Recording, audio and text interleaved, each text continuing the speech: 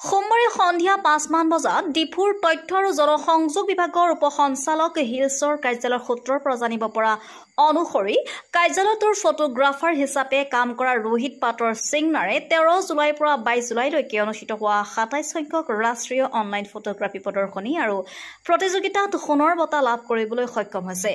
উত্তৰ প্ৰদেশৰ ঝান্সীস্থিত মণিকৰ্ণিকা আৰ্ট গেলেৰীৰ উদ্যোগত অনুষ্ঠিত এই প্ৰতিযোগিতাত দেশৰ বিভিন্ন প্ৰান্তৰ পৰা 60 জন অংশগ্ৰহণকাৰীৰ ভিতৰত তেওঁ অন্যতম।